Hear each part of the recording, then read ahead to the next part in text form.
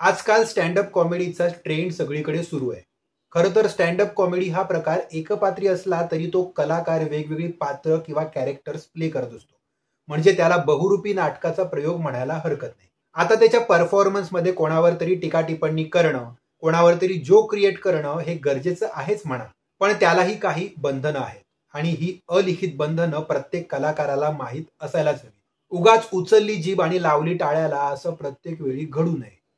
आता मी हे असं का म्हणतोय, तर काही दिवसांपूर्वी एका कॉमेडी शो मध्ये घडलेल्या एका घटनेमुळे पुन्हा एकदा विनोदाची व्याख्या तपासून बघावी लागेल असं वाटू लागलंय. बऱ्याच युट्यूब चॅनल्सवर त्या शो बद्दल, त्या शो मध्ये आलेल्या स्पर्धकांबद्दल, होस्ट बद्दल आणि जजेस बद्दल सगळीकडे चर्चांना उधाण आलं होतं. आणि त्यानंतर लोकांनी केलेल्या टीकेमुळे बरेचसे कॉमेडी शोज बंद केले गेले किंवा अगदी पोस्टपोन सुद्धा केले गेले.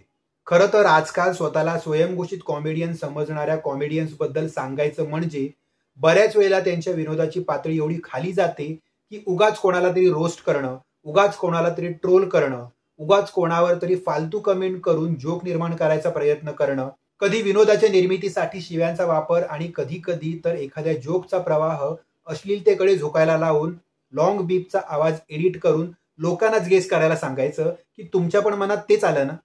आणि असंच काही. आत्ताच्या स्मार्टफोनच्या जगात जन्माला आलेल्या पिढीला हे कदाचित एकदम कूल वगैरे वाटेल, पण याला खरंच कॉमेडी म्हणायची का की अजून काही, याबद्दल जनता जनार्दन नक्कीच सांगू शकेल. मान्य की डबल मिनिंग वाले जोक बऱ्याच वर्षांपासून चित्रपटांमध्ये सुद्धा आले आहेत. एक्झाम्पल द्यायचं झालंच तर दादा कोंडके यांच्या बऱ्याच चित्रपटांमध्ये डबल मिनिंग वाले जोक्स झाले, पण त्या जोक्सनी सुद्धा स्वतःची पातळी कधी ओलांडलेली आठवत नाही. जर याबद्दल कोणाचं दुमत असेल ना तर तुमच्या प्रतिक्रिया कमेंटद्वारे नक्की कळवा. तर आजचा मुख्य मुद्दा म्हणजे स्टँडअप कॉमेडीचा. काही वर्षांपूर्वी म्हणजे अगदी युट्यूब लॉन्च झालं ना त्या वर्षी म्हणजे 2005 साली the great Indian laughter challenge नावाचा एक स्टँडअप कॉमेडी शो आला होता. 90sच्या किड्सना हा शो चांगलाच माहिती आहे. त्यातल्या कंटेस्टंट्स आणि जजेसनी आपल्याला अगदी खळखळून हसवलं होतं. नंतर हे सारे आपल्याला बऱ्याच मूव्हीज मध्ये सुद्धा दिसले होते. पण सांगायची गोष्ट ही की लेवल सांभाळून विनोद काय आणि कसा करायचा हे या शोने दाखवून दिलं होतं. बऱ्याच जणांना तर असं वाटत असेल की हा शो म्हणजे स्टँडअप कॉमेडीची सुरुवात होती का, पण असं नाहीये.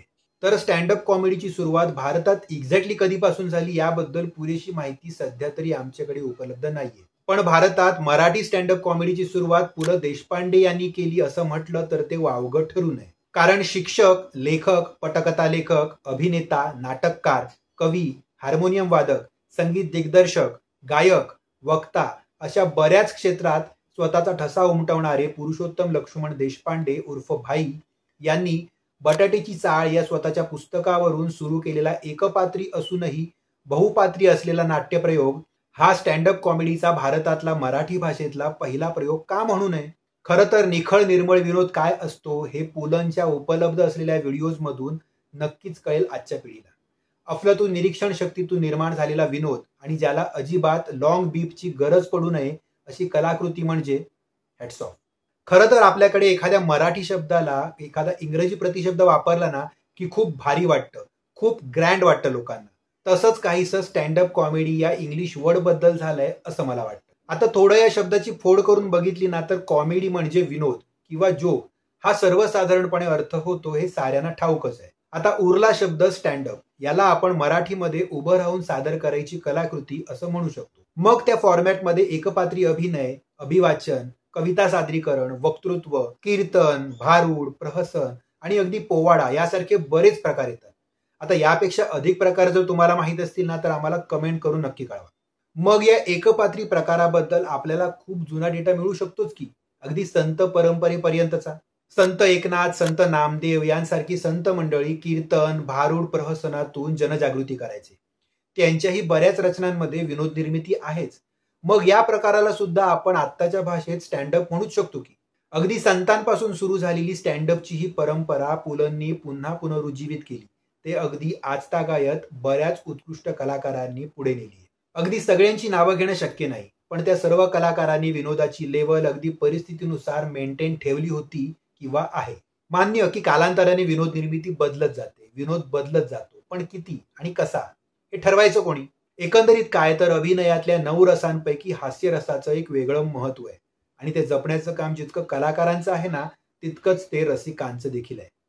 तुम्हाला काय वाटतं आम्हाला कमेंटद्वारे नक्की कळवा. आणि स्टँडअप कॉमेडीबद्दल अधिक माहिती तुमच्याकडे असेल ना तर ती सुद्धा आम्हाला कळवा. आणि आजची माहिती आवडल्यास लाईक, कमेंट, शेअर करा. चॅनलला सबस्क्राईब करून बेल आयकॉन प्रेस करायला विसरू नका. पुन्हा भेटूच एका नव्या भागात एका नव्या ऑफबीट गोष्टीसोबत. धन्यवाद.